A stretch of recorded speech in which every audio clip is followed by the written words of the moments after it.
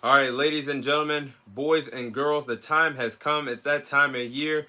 I will be giving my NFL 2023 mock draft for you guys this year. Selections from 1 to 31. If you guys need a reminder, there's only 31 picks that will be taking place in the first round of the NFL draft due to the fact that the Dolphins forfeited their first round pick this year because they were tampering to get Tom Brady and Sean Payton to team up in Miami just a year ago. So 31 selections will be going on, and this video will be my picks from 1 through 10 in my first round. So hopefully I do better in my mock draft this year. Last year I only got 2 picks right in the first round, sadly to say. But hey, I did my homework. We'll see how things turn out this year.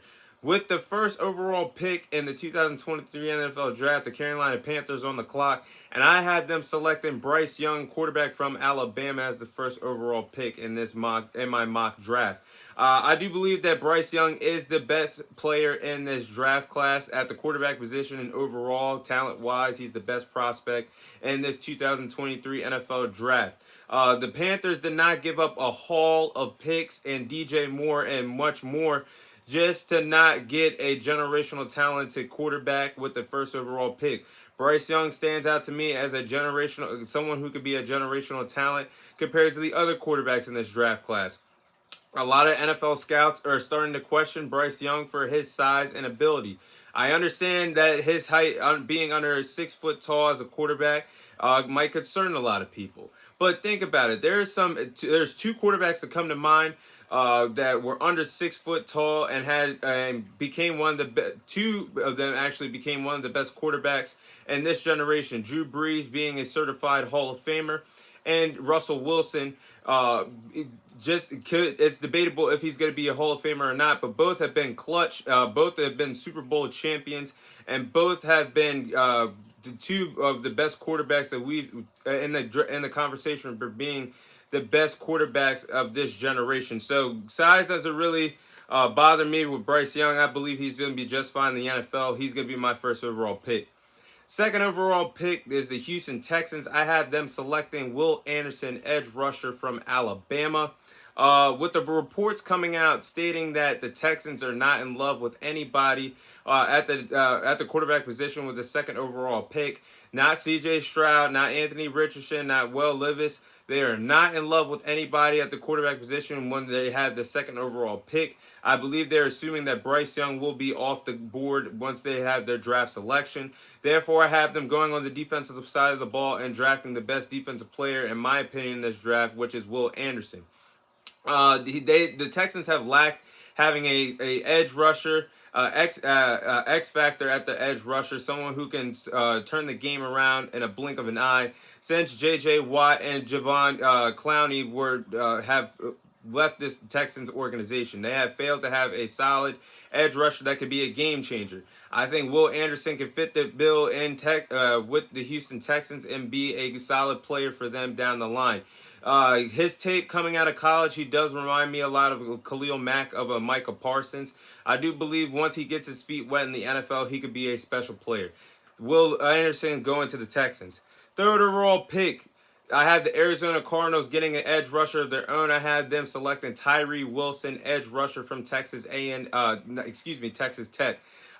They need a pass rusher since J.J. Watt has officially retired from the NFL.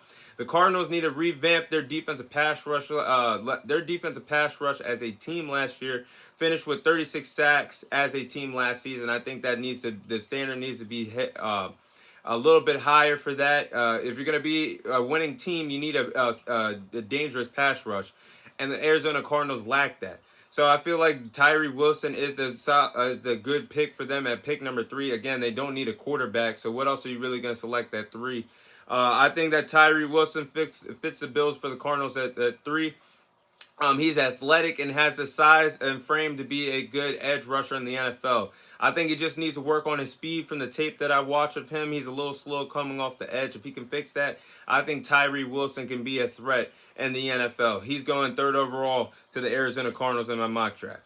Pick number 4. This is where things get spicy. With the Indianapolis Colts on the clock, I have them selecting C.J. Stroud, quarterback from Ohio State. They are desperate to find their next franchise quarterback. They have been through the old fossil carousel out there in Indianapolis for the last 3 years since Andrew Luck retired. They went from an old Phillip Rivers to a old Carson Wentz to a old Matt Ryan. All three of those fossil figure projects did not work out. And it's time for them to draft a young, talented quarterback to be their next franchise guy. And Stroud, it fits the bill for me for the Colts at 4. He's an incredibly talented quarterback. Has a strong arm. He's athletic. He can extend plays with his leg and has a good IQ for a quarterback. That's everything you want in an NFL quarterback. CJ Stroud is that guy for me for the Colts to select at 4. Shane Steichen, who was the former offensive coordinator for the Philadelphia Eagles, obviously is the new head coach for the Indianapolis Colts, loves mobile quarterbacks that can extend plays in the pocket. He had a lot of success with Jalen Hurts last year. He nearly won MVP. They nearly won the Super Bowl last year. And I believe Shane Steichen is definitely going to talk to the owners talk to the owners of the Indianapolis Colts. And if CJ Stroud's on the board, they're not going to hesitate to take him at 4. I like the pick here for the Indianapolis Colts. At pick number 5, the Seahawks are on the clock, and this is a wild card selection for me. I had them taking quarterback Anthony Richardson, quarterback from Florida. My guy, Anthony Richardson, I have him coming off the board in the top 5. It's a spicy pick. It's my wild card pick. But the rumors are going around that the Seattle Seahawks are interested in taking Anthony Richardson if he's on the board at pick number 5. And I can truly see this happening. Of course, if you guys follow the podcast and follow what I've said about Anthony Richardson all along, I do believe that the talent is there. However, he's a project that you're gonna have to take time to mold and create. He has a lot of accuracy problems, but I do believe those accuracy problems can be fixed. And I do believe he can sit under Geno Smith for a year or so and learn some things in Seattle. Again, Geno Smith just signed a 3-year extension to stay with the Seattle Seahawks, so there's no rush for them to put Anthony Richardson on the field. He can learn behind Geno Smith for a bit. But I feel like if the Seahawks pick him at 5, he could be used in a similar way to how the Baltimore Ravens used Lamar Jackson in his rookie year when he wasn't the starter for half the season, when he learned under Joe Flacco. They put him in short yardage situation. He was used in some wildcat formations. I do believe that the Seahawks can do the same thing with Anthony Richardson, or they can have some packages. Like a package plays for him, like the Saints did a few years ago when they had Taysom Hill in for some package plays or short yardage situations. I like the pick here for the Seahawks to go in and gamble on Anthony Richardson. At pick number 6, the Detroit Lions are on the clock. I have them selecting Jalen Carter, defensive tackle from Georgia. Now, obviously, Jalen Carter shouldn't slip from the top 5, but there's some things that's been going on for him, some off-the-field issues, and he's struggled to get back into football shape. The reports are out there that he has had several workouts where he has been out of shape and not in condition to finish the workouts at the combine workouts that he was giving teams for his own workouts. So that's a scare for a lot of teams. They do believe that's the reason why he slips out of the top 5. But Jalen Carter will be the best available pick for the Lions at pick number 6. And he's a monster. He's 6'3", 310 pounds, and he's great against the run and can be a wild card as a pass rusher. The Lions have addressed several things during the NFL offseason. They have been one of the best teams that have made the best moves during the NFL offseason, especially during NFL free agency. Only thing that has not been addressed during that time was the defensive line. I like Jalen Carter breaking out and teaming up with Aiden Hutchinson on the defensive line. I like this pick a lot for the Lions. I think that's a good pick for them at pick 6. Pick number 7, I have the Las Vegas Raiders, and I have them selecting at 7. I have them selecting Devin Witherspoon, cornerback from the University of Illinois. Reports are saying that the Las Vegas Raiders are focused on addressing their secondary. With the 7th overall pick, they're not interested in drafting a quarterback. And matter of fact, the pick that they want is to select the best cornerback that's available on the board. To me, that's Devin Witherspoon. He's a corner with a high football IQ, a hard hitter, and he's a ball hawk defender. He's everything you want in an NFL corner and would be a great addition to this Raiders roster that definitely needs some love in the secondary position. definitely I like the pick for the Raiders here at 7. Pick number 8, the Atlanta Falcons are on the clock, and I have them selecting Nolan Smith, edge rusher from Georgia. I have Nolan Smith staying in the state of Georgia, playing for the Atlanta Falcons, and he could become a game changer for the Atlanta Falcons defensively, something that they've been needing other than A.J. Terrell at the cornerback position. And Nolan Smith is a monster. I don't know what they've been feeding that guy for the time he's been playing for the Georgia Bulldogs, but he looked great coming off that injury in his combine. He ran a 4.340 at the combine. It was the second fastest time by a defensive lineman since 2003. That is incredible that a man of his size and of that nature moves to run a 4.3. That is scary, scary speed heading into the NFL. He's coming off a torn pectoral muscle, though. Let's not forget that. He unfortunately missed the second half of the college football season. He suffered that injury, I believe, playing against the Florida Gators during the last year's college season.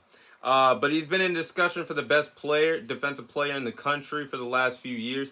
Nolan Smith, I do believe, can be a great, great pick for the Atlanta Falcons. I don't believe they're going to hesitate to move off of him. I understand they're interested in Bijan Robinson. But I do believe that Nolan Smith will be selected at 8 overall by the Atlanta Falcons. At pick number 9, the Chicago Bears, I had them selecting Peter Skoronski. If I pronounce his last name wrong, I apologize. Tackle from Northwestern. The Bears need to build an offensive line to protect Justin Fields. I do believe this offense is fine. They have on the outside, they have DJ Moore. They have Darnell Mooney and Chase Claypool at the wide receiver position. It's time to get Justin Fields some help up front on the offensive line. But Peter, we're just going to call him Peter, but he has the size and strength to match up well against defensive linemen. He's a great blocker in the passing game and the running game. I do believe this is going to be the offensive lineman that is the best offensive lineman in this draft class, and definitely can protect Justin Fields for a long time up front for the Chicago Bears. I like the pick at 9 for the Bears. At pick number 10, for the first half of my mock draft, I had the Philadelphia Eagles selecting, I just threw up in my mouth a little bit. I had them selecting Bijan Robinson, running back from Texas University, and it just makes me sick to think that the Eagles, I really do believe that they're going to be the team that takes the home run hit and selects Bijan Robinson 10th overall. Yes, running backs do not go this high anymore in NFL draft classes because running backs simply don't last long in the NFL nowadays. But Bijan Robinson is somebody you do not hesitate to take. It's a home run hit. It really is a home run hit. I believe this is the best running back prospect that we've seen come out of college since Saquon Barkley came out of Penn State in the 2018 draft.